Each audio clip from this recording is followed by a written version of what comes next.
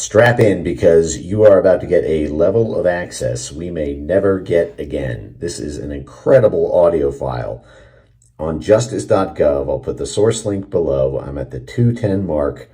And I'm just going to play this full exchange between Jeffrey Epstein and Ehud Barak. For context, Ehud Barak was the head of Israeli military intelligence from 1983 to 1985. Then he became the Prime Minister of Israel at the same time that Bill Clinton was the President of the United States. Then he became the basically their version of the head of the Pentagon, the defense minister. He left that position in March 2013, and this is February 2013, 1 month before he leaves government office.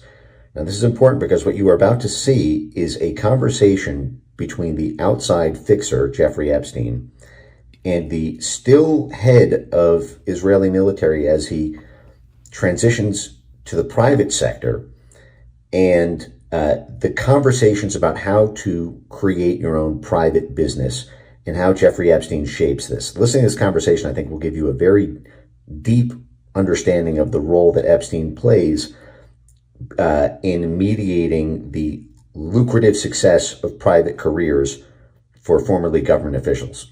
So what Tom asked me this morning, Tom appears to be Tom Pritzker, who is the chairman of the Pritzker Foundation. He's the head of the Hyatt hotel chain. His brother is J.B. Pritzker, the governor of Illinois. He told you at Davos was he thought you should make a list of his words, not was metrics. He said yes, but who has IOUs to you? Is that who's out of the people in the past who you think you're close to? He said that he really wanted you to make this list of, this person owes me a favor, this person owes me his life, this person owes me his job. Again, this is someone who led Israel's most elite covert commando unit, and then became head of Israeli military intelligence, then became the head of the country, and then became the head of its military, and is now going out on his own at the age of 71 to try to make money to convert what was government power into personal financial power. But this is a very instructive teaching moment for what a fixer tells a government official to do to convert his government power, as it is cresting, into a personal business empire. Which is basically the IOUs. It's basically the find out who's close to you that you can pull a string on and say, I don't want to say blackmail, but you owe me for something. The thing that he tells him to do is not market his skills or knowledge, but rather to compile a people index of people who owe you favors, people who owe you their lives. This is how the State Department gets captured. This is how the CIA and Department of War and USAID and these things get captured, because the incentive goes from being about doing what's best for the country to doing what's best for outside privateers who then owe you favors, IOUs. Which is basically lobbying, right? This person owes me. Yeah, okay.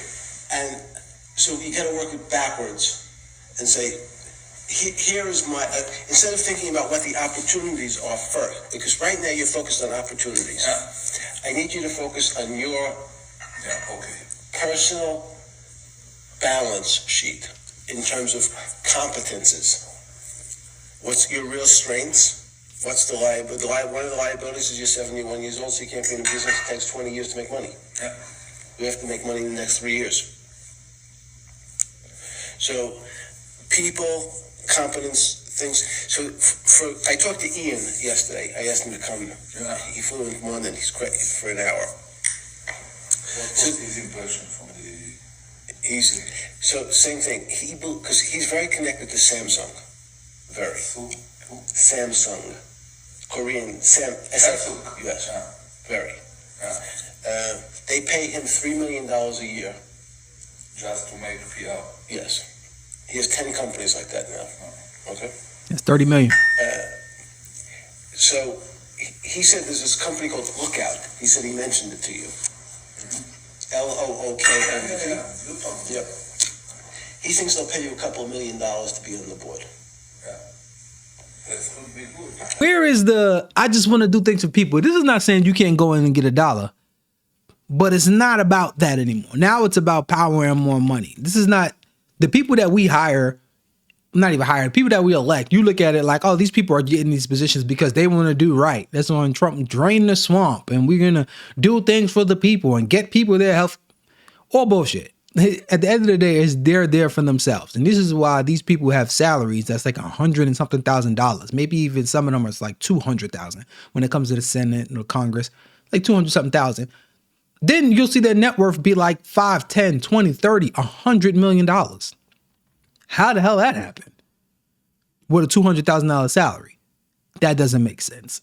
And this is how. Because they start doing things behind the scene and they use the seat that you put them in to do work to go do other things. That'll be like hiring somebody to help you do work in the office and they just sit there and just, I don't know, start trading stocks because now they got the best computers now and then it just make themselves rich. So now you sitting in there, you paying these people to do work and they're not really doing work. No, a little bit, but they're not doing what you really asked them to do. They over there enriching themselves with whatever position you put them in. Epstein is arranging through his network of friends and people who likely owe Epstein favors for Epstein to then broker a board seat for $3 million or several $1 million to Ehud Barak. What do you think Ehud Barak's government salary was as the Minister of Defense in Israel? The Secretary of War in the United States makes about $250,000 a year. Suddenly it goes to $3 million because you got a friend named Jeffrey Epstein who can get people to back you. And part of that involves compiling that list of people who owe you IOUs, so they'll give you lots of money on the outside. Yep. He thinks they'll pay you $2 million to be on the board. Yeah. I understood.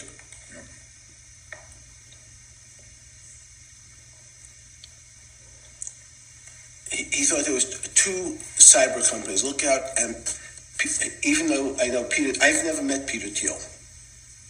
And everybody says he sort of jumps around and acts sort of strange, like he's on drugs. Smoking, yeah. Yeah. He looks there under drugs. However, he has a company called Palantir. Pallen. Tier. Palantir is Peter Thiel's company. He misspells it. Palantir, Palantir? Yes.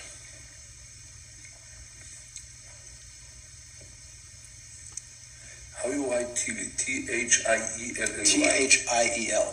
So this is fascinating because this is 2013. That's insane. Palantir was started in 2003. Ehud Barak was the head of Israeli military intelligence. He was the prime minister of the country, and he was the head of the entire military in Israel.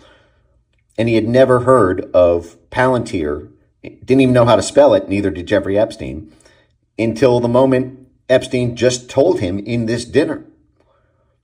And then you'll the files show their attempt to try to keep getting to Peter Thiel and surrounding him by spooks. That is wild.